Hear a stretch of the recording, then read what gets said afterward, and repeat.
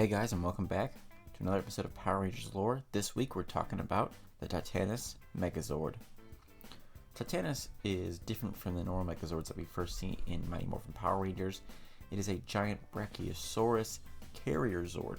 Now there's a list of other Carrierzords seen in later series, such as the Tor Shuttle Megazord that replaced him for a little while, Pyramotus, Bullzord, the Rhino Steel Zord, the Delta Base, the Brachiosaurd, which is very similar to Titanosord, and the Super Train Megazord.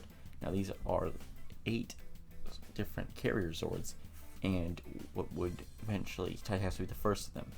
Now Titanus was different from a lot of them because he was in many ways sentient.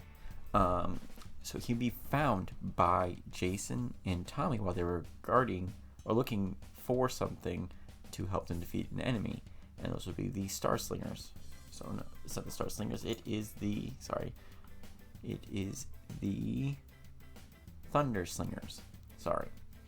Now, the Thunder Slingers would be protected by Titanus, and they would have to work together in order to basically outsmart him and claim the weapons for themselves to defeat the new Super Putty Patrollers, because they were having kind of rivalry over who was the actual leader and stuff like that, and who was the better. It was just basically an episode of the week that said, hey, you guys, you're on the same team, work together.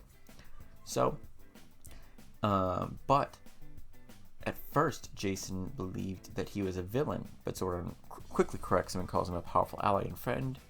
And that's the first indication that he's sentient. He also, same as Tor, does not have a cockpit. Now, in the Boom Studios comic, they do put cockpits in there, but I don't like that part, and I think that he didn't have a cockpit, that it should be put on there at all, and that he was basically just arriving to help them whenever he could. He's usually called by Jason, usually the line, I call on the power of Titanus and the Ultrazord.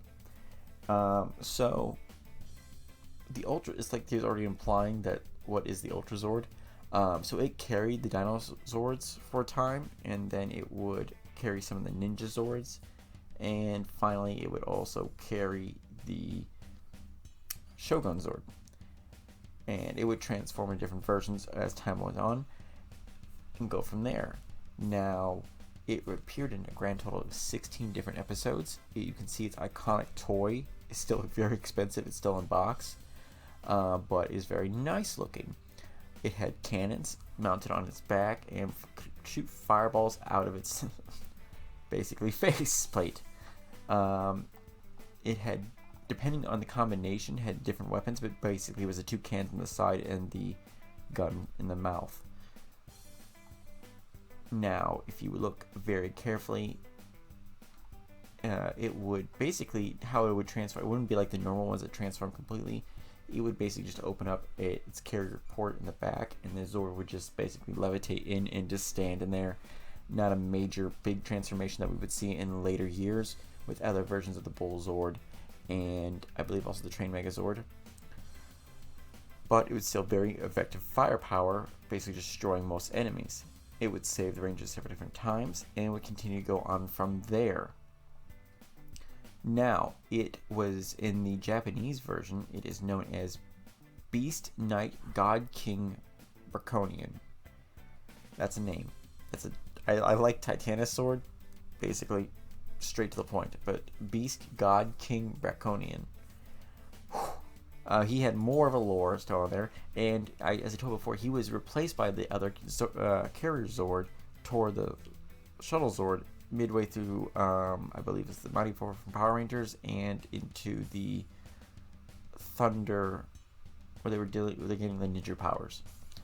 Now, Titanus would suddenly go away after a bit, and it is believed that he was defeated and stripped for parts by Mondo's forces in a line that was stated by Billy. He makes an offhanded comment in Mondo's Last Stand about recycling parts of the old Megazord. However, it is unclear which ones he's talking about, because they went through a whole crap ton of different Zords in those time periods.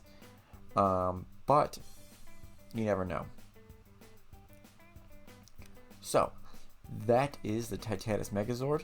Kind of like very interesting, especially since it would be the first of its Carrierzords, and then in Diamond Thunder you'd see another version of it coming on there with the Brachiozord.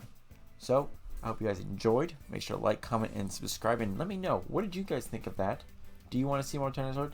I have a unfinished one, and I'm looking to get more and more of it built. By unfinished, I mean it's missing a lot of the pieces, but I got it for like $1 at essentially a flea market, so I can't complain about that. Now, what do you guys want next? What would you like to see me talk about next week? Make a comment and I can make a quick video, because I usually just go, what am I feeling is going to be the next thing.